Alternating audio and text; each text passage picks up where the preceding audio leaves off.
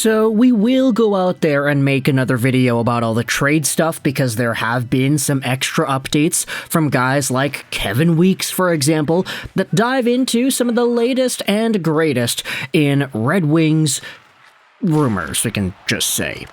But in this video, I wanted to talk more so about what is actually concrete, what actually happened, and what the results were from yesterday's Detroit Red Wings victory. In the shootout, everybody, against the Seattle Kraken, Parekh mother-freaking Kane went out there and made history as being the top shootout scoring guy ever.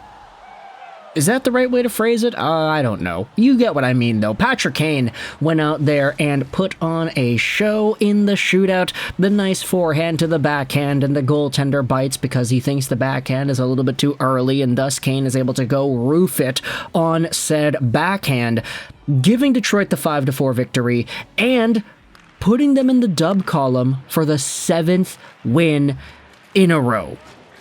The Detroit Red Wings, if you head over to the NHL standings, are in the first wild card spot. They have overtaken the Tampa Bay Lightning. Now, sure, the Lightning still have a higher points percentage, but the Wings have overtaken a good chunk of the NHL's wild card race in this winning streak they've been on. The Islanders, they've been winning a bunch too, so they're right there in it with 57 points. Guess what? The Wings have 4 more points than those Isles do. The Wings have 6 more points than the Habs. They've got 2 more points than the Blue Jackets, and they have overtaken Boston with 1 fewer game played. Hell, I'm not even going to say it's limited to just the wild card here. Head over to the Atlantic Division and you'll see the faltering Maple Leafs there with 66 points in 53 games, the 7-3-0 in their last 10 Ottawa Senators with 62 points in 54 games, and the 7-2-1 Red Wings with 61 points in their 54 games played too. The Wings are right in the thick of it, everybody knows, right in that Atlantic top 3 spot battle. Who knows, man? I mean, Todd McLellan has such a big freaking winning record with this Red Wings team that if he's able to continue that level of success heading into the next few games here, who knows? By the time the Four Nations come around, maybe Detroit is already tied with Ottawa for that top 3 spot.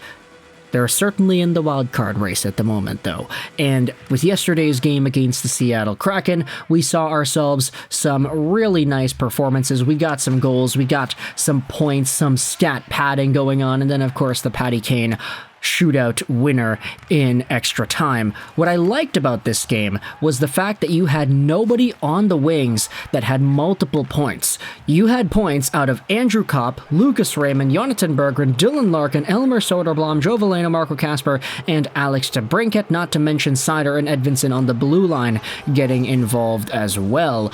Just an overall team effort with various guys contributing various amounts to the game. Now, you can say the same thing about Seattle. They had a whole bunch of guys producing points as well, with Shane Wright getting 2 goals, so nice to see him continue his streak of dominance with Seattle.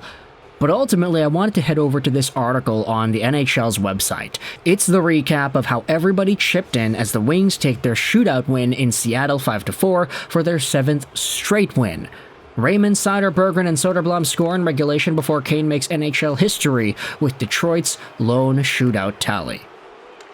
These quotes are all from various people within the organization, the players, the coach, etc. Ever since Todd McLellan came in, I think we've just proved that we're a good hockey team, said Mo Seider, who scored a goal and played his 300th career NHL game on Tuesday.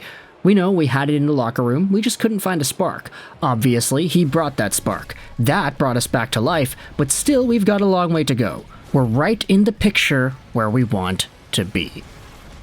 And I think self-belief is one of the biggest things that can act as the difference between achieving and failing, and with this Red Wings team, it was very obvious just with the way they were playing.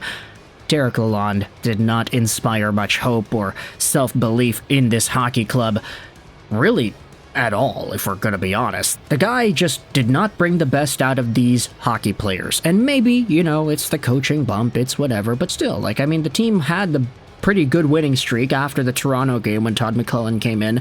They lost a bit, and now they're back up there with another winning streak. Like, How ridiculous is that? Is that a coach bump? Times 2? Are we having twins here for Detroit? Let's continue on with some of the other comments. Todd McLellan said this: the spirit and belief system have gone up, said Todd, who has guided the team to a 15-4-1 record since taking over the bench. They're playing to the structure that we put in. It's easy when you're winning. You can get people to believe in things a lot simpler than if you're losing. The article here then dives into the summary of the game, the goals, the assists, Lucas Raymond, how he has tied Marcel Dion for third in Red Wings history in goals by a player 22 or younger, behind Stevie Y and Gordie Howe. So yeah, I mean, Raymond's putting himself in some pretty good company right there. The article then talks about Moritz Seider's goal, where he went out there and scored, assisted by DeBrincat launching a rocket of a shot from the point past Decord. Hopefully it's only the beginning, said Seider, who also surpassed Larry Murphy for the 5th most points by a Red Wings defenseman through 300 games with the franchise. Hopefully there are many more to come. It feels good to get a goal. And that's kind of ridiculous when you think about it. Larry Murphy is a Hall of Fame caliber defenseman who has posted up so many highly productive seasons of on-ice play.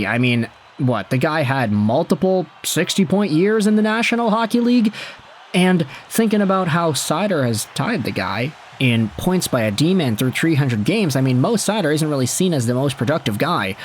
I guess Larry Murphy was on the team at the end of his career, though, so yeah, no, okay, no, it's starting to make a little bit more sense the more I think about it. Okay, I'll back off. Todd McLellan spoke about the young guys in the Red Wing system as well. I think it speaks to the organizational depth right now to have those kids come up and find a way to contribute, Todd said.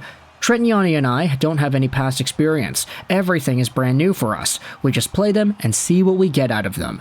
They have responded. The article then goes over the rest of the game, how the overtime was back and forth, and how anybody could have won in overtime. It talks about the shootout and Patrick Kane's goal over here. Kane scored the lone goal in the shootout, making his 53rd career NHL shootout goal and passing former Chicago Blackhawks teammate Jonathan Toews for the most in league history. It's been a good ride, Kane said. Obviously, being out for a little bit was frustrating, but coming back in and seeing how the team is playing, it's fun to be a part of. Here are some extra quotes in the post-game about this hockey game. Todd McLellan on finding a way to get 2 points. Tonight was about special teams. We had 2 power play goals, 1 a second after, so call it 3. The PK did its job and we won in the shootout, so all special team situations. I thought our 5v5 was pretty good. We didn't give up much. Cam Talbot made some saves when he had to, probably once 1 or 2 back, but when it came to the shootout, they didn't get anything. Everybody chipped in. Seider said this about the win as well: we knew it wasn't going to be easy, especially against a good team. They're a lot better at home than on the road, and I think we stayed really composed. We didn't really give up a lot. I knew we're a good OT and shootout team, and obviously we have great skill up front. We just stayed with it, and obviously a great road trip.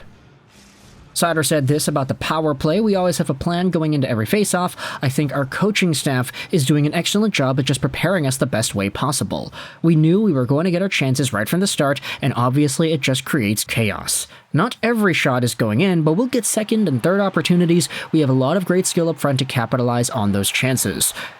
Patrick Kane also said that the power play has been good all year. Obviously, we want to create more opportunities for ourselves. I thought there were a couple that were maybe uncalled tonight too, that we could have had a couple more, but nice to get a few opportunities and bury a couple.